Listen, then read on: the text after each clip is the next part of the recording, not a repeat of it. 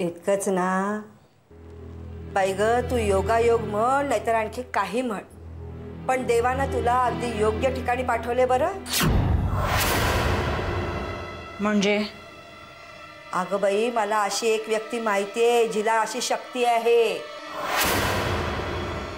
कोण व्यक्ती आहे ती माई? जिला मी जन्म दिलाय, माझी एकुलती एक लेक शुभ्रा.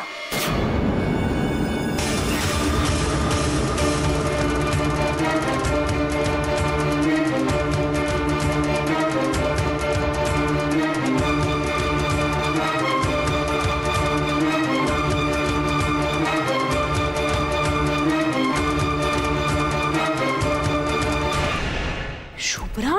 हो, माझी शुभ्रा. माई, खरंच शुभ्राकडे अशी शक्ती आहे? अगो रवळनाथा शपथ. तुला वाटेल की पेपरात चमकाला मिळते म्हणून म्हातारी काही बाई सांगते, पण नाही गो. विश्वास ठेव, यातला शब्द शब्द खरा आहे. माई, मला काही गोष्टी डिटेलमध्ये सांगा, काही घटना. तुम्हाला असं का वाटतं की शुभ्रामध्ये ही शक्ती आहे? आता शक्ती आहे का शाप आहे ते देवालाच माहीत गो. आम्हाला सगळ्यांना मात्र त्याचा अगदी खूप त्रास झाला गो. अगो, माझ्या शुभ्राच्या बाबतीत 4 चौघांमध्ये घडते ना तशी एक सुद्धा धड गोष्ट काही घडली नाही. अगदी तिचं लग्न सुद्धा नाही.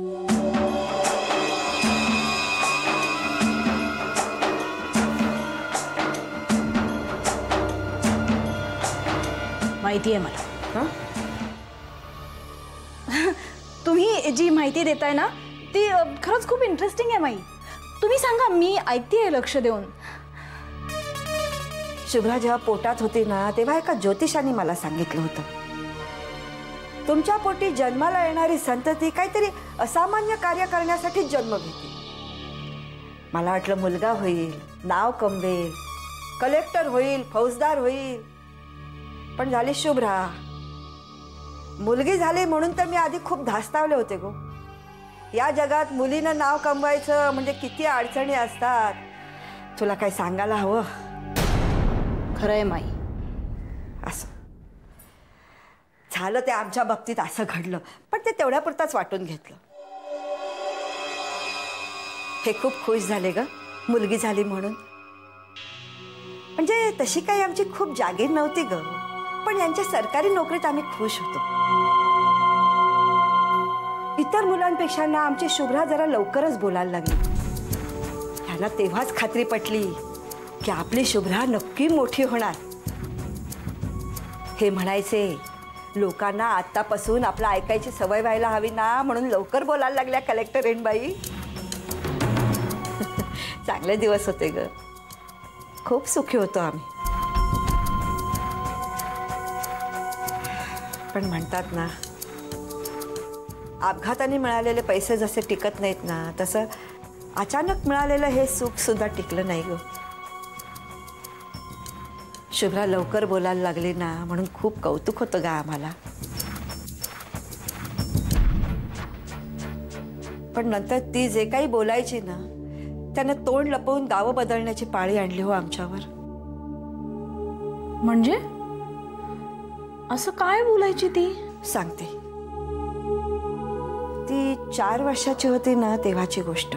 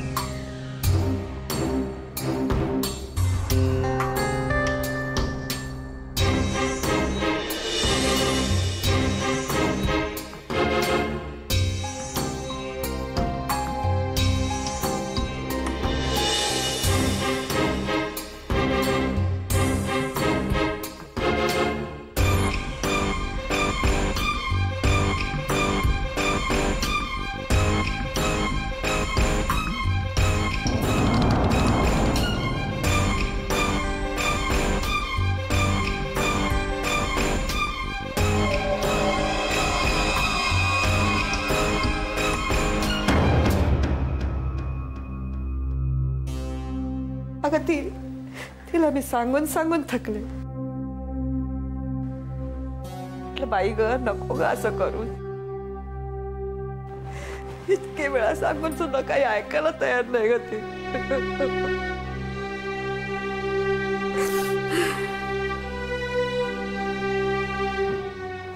स्ट्रेंज. खरंच खूप स्ट्रेंज गोष्ट आहे तुमच्या मुलीची. मला कळतंय ग तिची तशी काही चूक नाही, पण खूप भोगावं लागलं ग आम्हाला सगळ्यांनाच. पण काय करणार, एकुलती एक मुलगी ग माझी.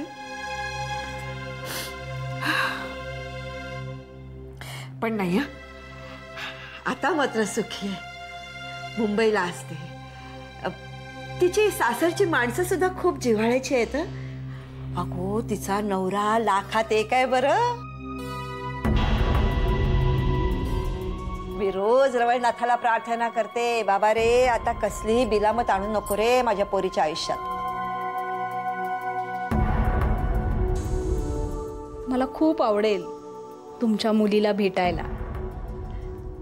वय किती आहे तिचं माई? असेल अगं तुझ्यासारखीच, म्हणजे बघ 80 सालचा जन्म तिचा. काय म्हणताय? अहो माझा जन्म सुद्धा 80 सालचाच, फेब्रुवारी. अगो काय सांगतेस, माझ्या शुभ्राचा जन्म सुद्धा फेब्रुवारीचाच, 1 फेब्रुवारी.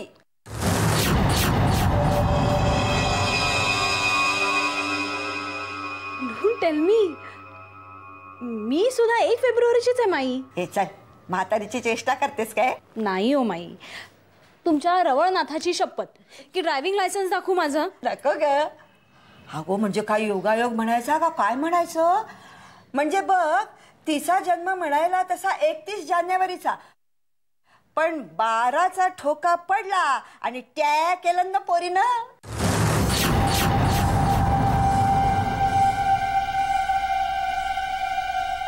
बारा.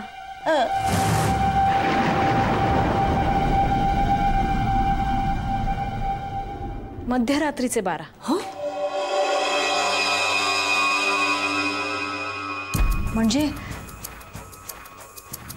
रात्र संपवून नवीन दिवस सुरू होण्याची वेळ.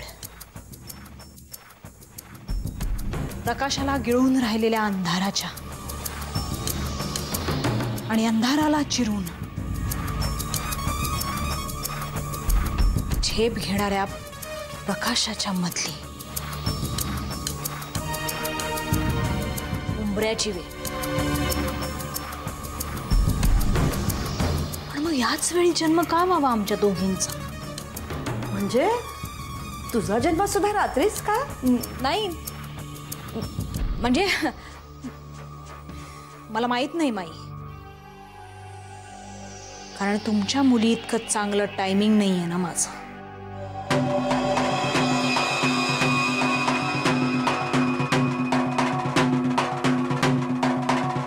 पण थँक्स माई, माइंड ब्लोईंग माहिती मिळाली मला तुमच्याकडून. आता मुंबईला गेले की भेटायलाच हवं शुभ्राला.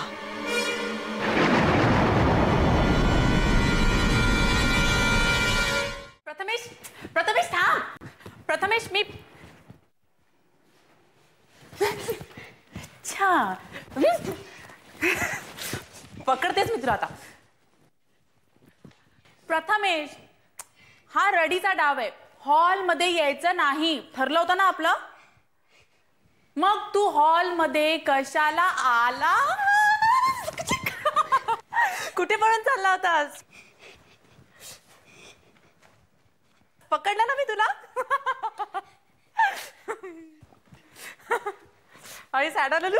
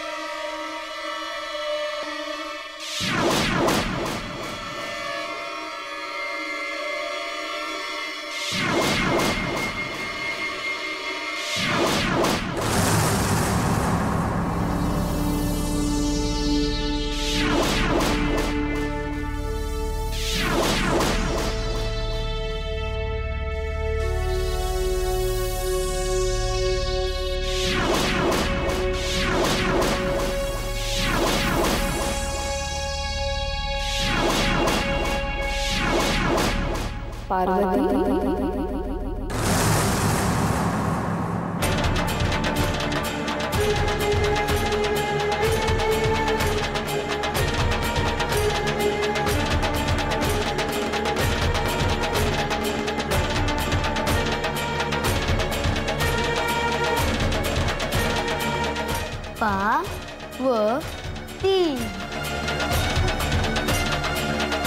Parvati Parvati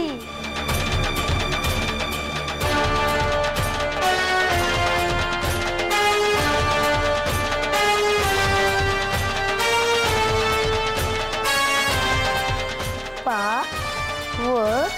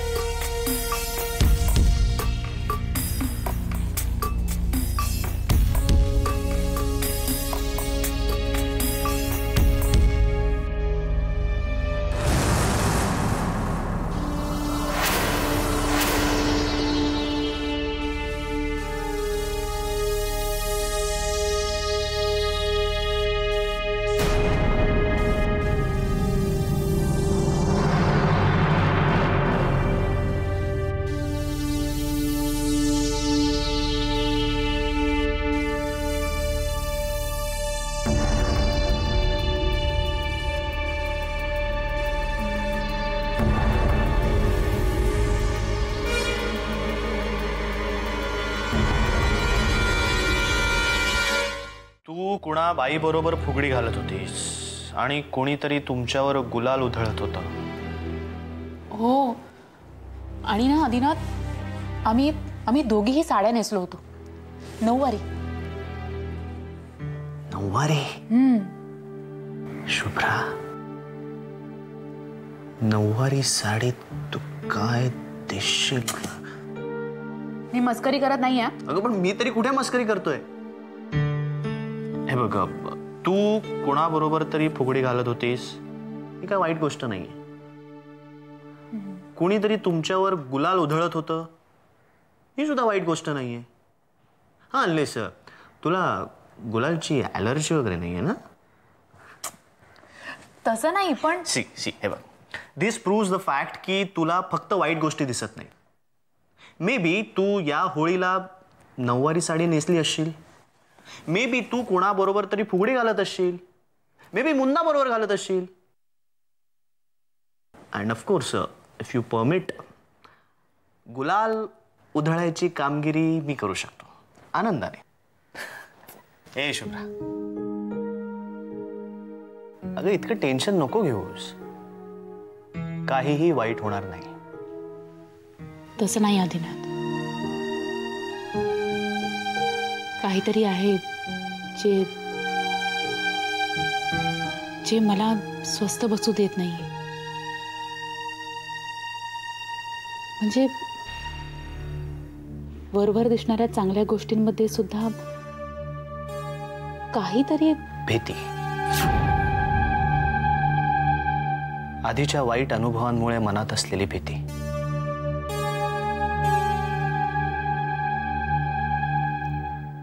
Look, Shubhra. No one respects your power more than I do.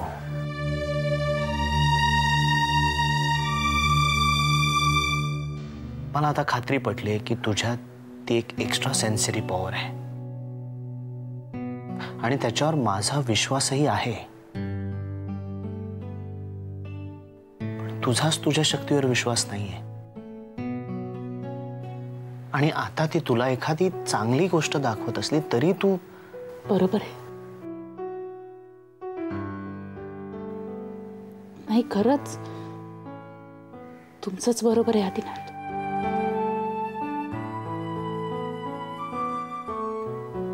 चला. शुभ्रा, अशी चिडून नको ना जाऊस. नाही हो, मी खरंच चिडले नाही. तुम्ही म्हणताय तेच बरोबर असेल.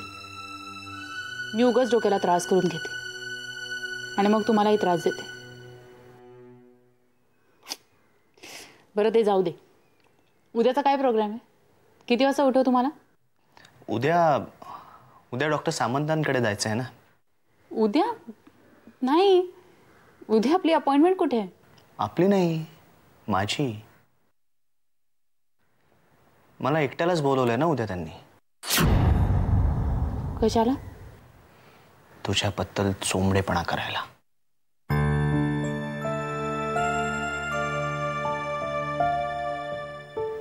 मग तुम्ही सुद्धा करा मनसोक्तपणे चोंबडेपणा. Good night. ए Shubhra, good night. Good night.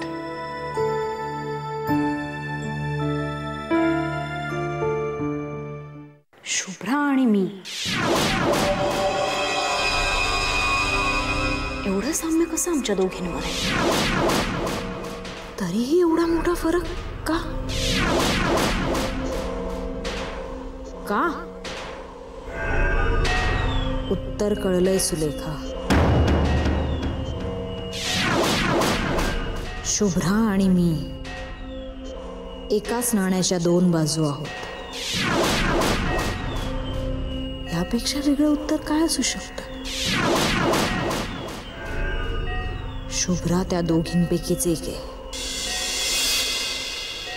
कोण? पार्वती की नाही? पार्वतीच. पार्वतीच आहे ती.